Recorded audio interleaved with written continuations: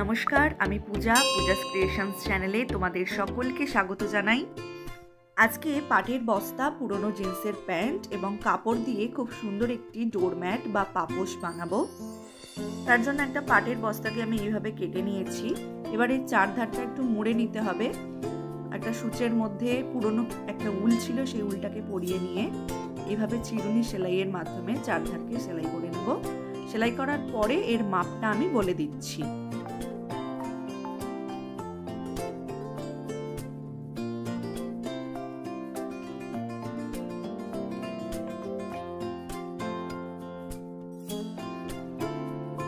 চারধার সেলাই করে নেওয়ার পর এর মাপটা 10 ইঞ্চি বাই প্রায় 15 ইঞ্চির মতো হবে। একদম পারফেক্ট মাপটা না হলেও হবে। বাড়িতে পরে থাকা পুরনো জিন্স প্যান্টকে প্রায় 2 ইঞ্চি মাপ করে কেটে নিয়ে এইভাবে সুতো বের করে নিয়েছি। পুরনো জিন্স প্যান্ট দিয়ে তৈরি করা ওয়াল হ্যাঙ্গিংয়ের ভিডিও আমার চ্যানেলে রয়েছে, তোমরা উপরের আই বাটনে ক্লিক করে একটু দেখে নেবে। দেখো, এইভাবে কেটে নেওয়া টুকরোগুলো এরকম করে 5টা লাইন হবে। 5টা লাইনে এইভাবে বসিয়ে নেব। একটা লম্বা সূচ নিয়ে নিয়েছি, তার মধ্যে পুরনো উল যেটা আছে ওটাকেই এর মধ্যে পরিয়ে সেলাই করে নিচ্ছি। এরকম একটা ডোরম্যাট বাড়িতে বানাতে গেলে দোকান থেকে কিন্তু কিছুই সেরকম কিনতে হয় না। এই পাটের বস্তাটাও যদি কারোর বাড়িতে না থাকে তাহলে যে কোনো মোটা কাপড়কে বেছে নেওয়া যেতে পারে এটার জন্য।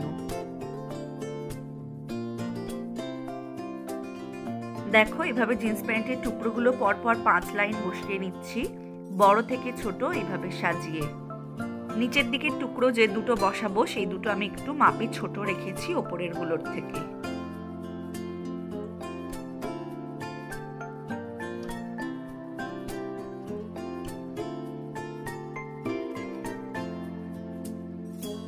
এই একদিকে যেভাবে বসালাম অন্যদিকেও এই একই পদ্ধতিতে এগুলোকে আমি সেলাই করে নিচ্ছি। এবার দেখো, বেশ বড় মাপের একটা কাপড়ের টুকরো আমি নিয়ে নিয়েছি। তোমরাও তোমাদের বাড়িতে থাকা যে কোনো একটু বড় মাপের কাপড়ের টুকরো এখানে নিয়ে নিতে পারো। তো আমি এখানে দেখো 3.5 ইঞ্চি মাপ করে এরকম স্কোয়ার করে কাপড়টাকে কেটে নেব। একটাকে মাপ করে কেটে নিয়ে বাকিগুলোকে এর উপরে বসিয়ে বসিয়ে কেটে নেব। এটাকে গোল করেও কাটা যায়, তাতে দেরি হবে বলে আমি এটাকে চৌকো করেই কেটে নিয়েছি।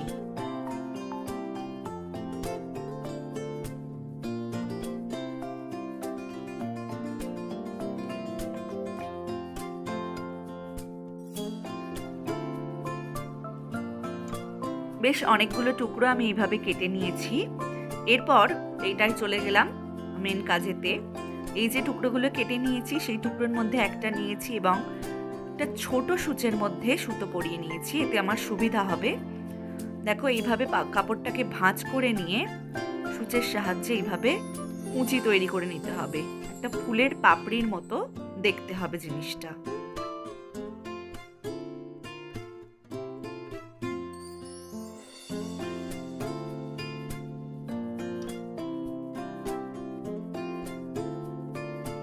এইভাবে বানিয়ে নেওয়ার পরে এক ধার থেকে এগুলোকে এইভাবে সুচের সাহায্যে সেলাই করে বসিয়ে নিতে হবে।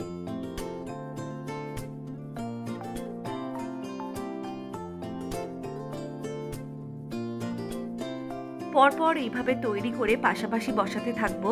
এইভাবে 6টা লাইন তৈরি হবে, এদিক এবং ওদিক দুদিকে এইভাবে 6টা লাইন তৈরি করব। তোমরা সকলে দেখতে থাকো।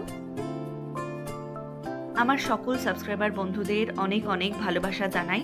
তোমরা এভাবেই আমার পাশে থেকো, সাথে থেকো। রেগুলারভাবে ভিডিও নিয়ে আসতে পারি না, যেটুকু সময় ও সুযোগ পাই সেটুকু নিয়েই তোমাদের সামনে চলে আসি। আর যারা নতুন আমার ভিডিওটা আজকে দেখছো, আমার চ্যানেলটিকে এখনও সাবস্ক্রাইব করোনি, তারা একটু আমার চ্যানেলটিকে সাবস্ক্রাইব করে নাও এবং পাশে থাকা বেল আইকনটিতে ক্লিক করে দাও, যাতে আমার ভিডিওর নোটিফিকেশানগুলো তোমাদের কাছে সহজেই পৌঁছে যেতে পারে। একটু আমাকে সাপোর্ট করো, পাশে থাকো, তোমাদের কাছে এইটুকুই অনুরোধ করছি। ভালো লাগলে অবশ্যই একটা লাইক করবে, কমেন্ট করবে ও তোমাদের বন্ধুদের সঙ্গেও শেয়ার করবে।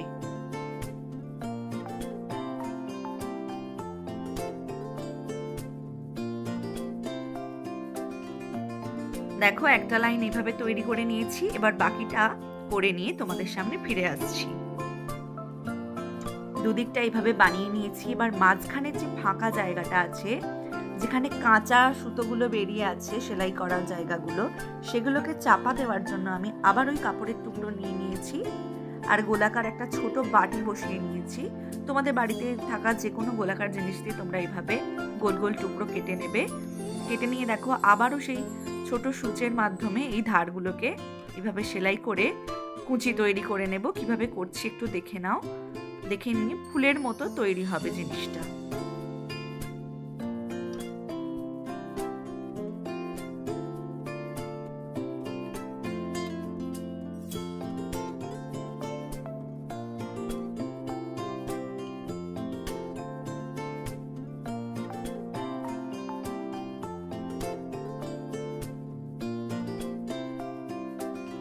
দেখো এইভাবে গোল ফুলের মতো তৈরি করে নিয়েছি।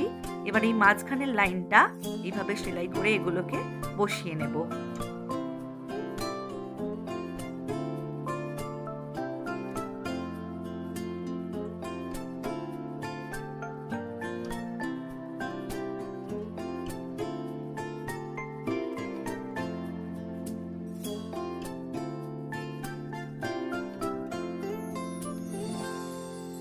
হয়ে গেল আমার সম্পূর্ণ ডোরম্যাটটা তৈরি।